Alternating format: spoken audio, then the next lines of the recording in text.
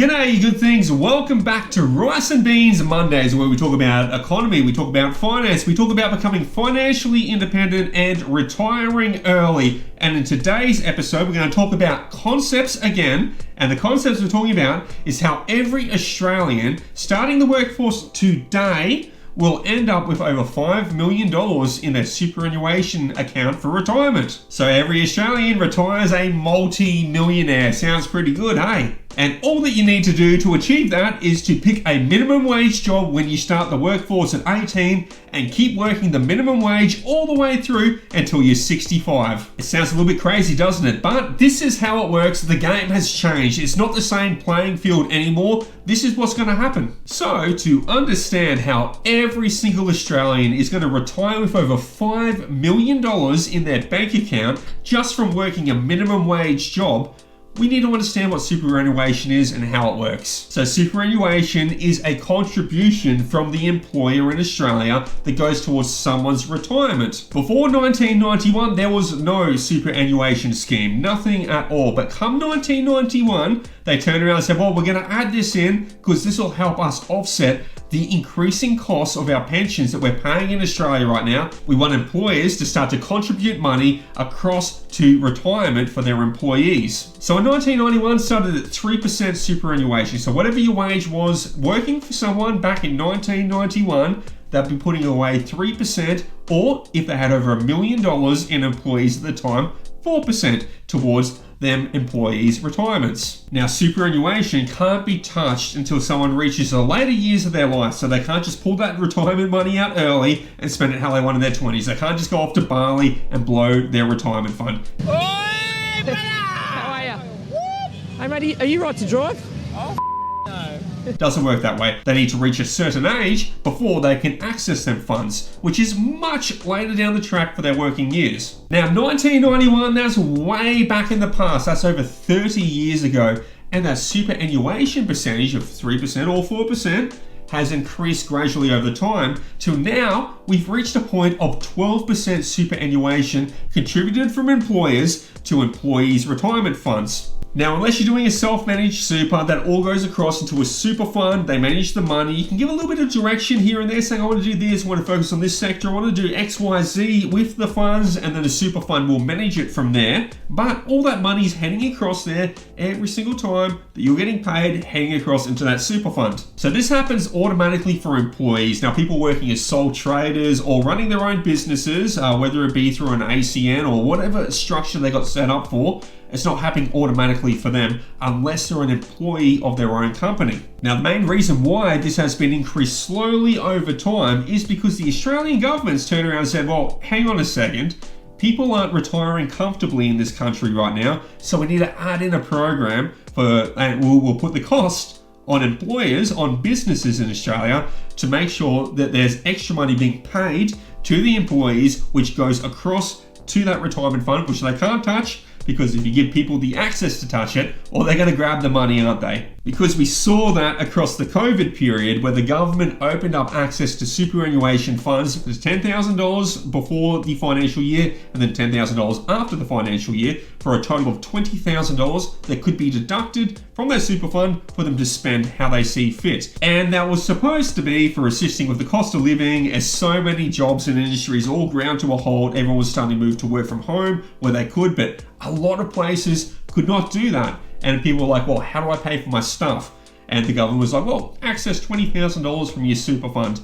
And the amount of people that I know that went into that, pulled that out to put down deposits on houses, bought new TVs, new fridges, just went to town on it. They said, sweet, I can access my super, I'm taking $20,000 out and I'm going to spend it however the hell I want. And the majority of Australians did not use that $20,000 deduction from their supers for spending it on hardship and trying to get by. They all bought the newest, greatest things or did deposits down on houses. Especially depending where you lived in Australia at the time across COVID, when you get the $20,000 of super out, then you had a $25,000 first home buyers grant, and then you had a $15,000 building grant as well. So suddenly you got $60,000 in the pot to go buy a house. Safe to say that program did not get abused. So let's spin back on topic and let's have a look at from July. There's going to be a 12% superannuation contribution from employers in Australia, contributing from what they earn on their salary into their super fund. So it's an extra payment, guys. It's not being deducted out.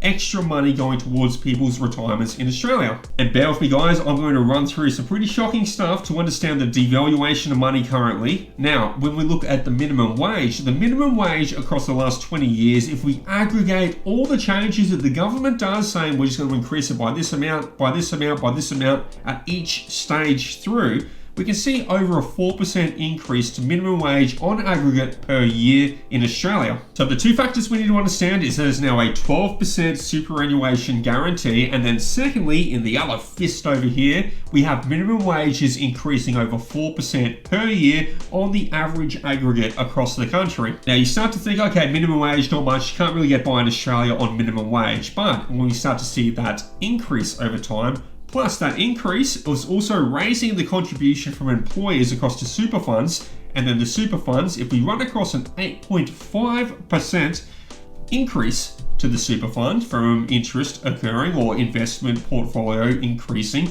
however the super fund has managed this one through, then not so subtly, we start to see that 12% contribution from the employers to the superannuation fund, and then that 8.5% from the superannuation fund compounding 8.5 roughly annually.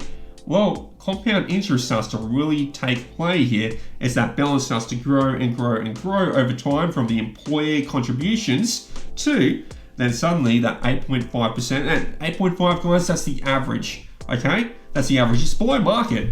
If you're an S&P 500 fund, man, like you're gonna be getting like 10%, 10.5% per year. So the super funds in Australia are underperforming the market, but we're gonna be running off 8.5% underperforming super funds, which is close to all of them, just to show what this money does. So if you're 18 years old right now, entering the workforce, and you take a minimum wage job and your entire strategy is to just work the minimum wage job each year until you retire, well, you're going to retire with over $5 million in your retirement fund. So if we scoot down the line a bit over 35 years, so say you're 18 right now, you've picked up your first minimum wage job. Even McDonald's is paying more than minimum wage, guys. So we're talking about like the minimum wage that you can get in the country. You got to find an employer like, I'm looking to employ the people at the bottom of the barrel and pay them the worst to do this, because McDonald's is paying more. That's what you're looking for, where the law has kicked in saying they must be paid this. And then if you get a promotion or you move up or you get a salary increase above minimum wage, you say, no, I don't want that. You decline it, or you quit the job and you immediately go into the next day another job that is paying the minimum wage. So you're focusing on just staying on the minimum wage.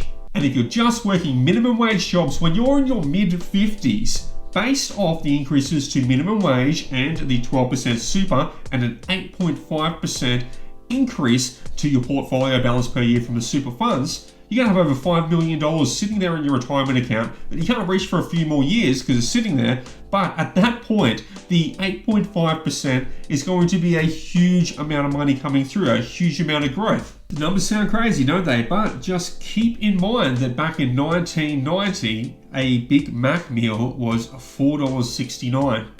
Now a Big Mac meal is $15, that's 30 years later. And we're starting to see inflation creep further and further ahead. The cost of everything is increasing at a rapid rate. Dude, we have governments just printing money into economies. They're like, print, flood the market with new money, devalue the dollar until it's worthless. So if the Big Mac's increased almost 4 times in cost over the last 30 years, do you think the minimum wage at the rate it's going and the cost of living crises that we're going through, do you think that the minimum wage could increase more than 4 times over the next 30 years? With the price of housing completely outstripping wage growth and people needing to earn more and more and more to try and get into housing, do you not think minimum wage will increase further and further at a higher percentage over the next 30, 35, 40 years? Because for over $300,000 in 35 years' time as the minimum wage, well, we're just running off the average of the last 20 years of minimum wage increases.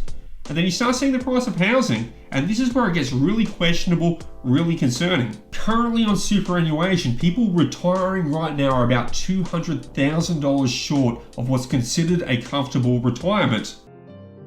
I just cut corners all the time. You buy chicken frames from the chicken shop.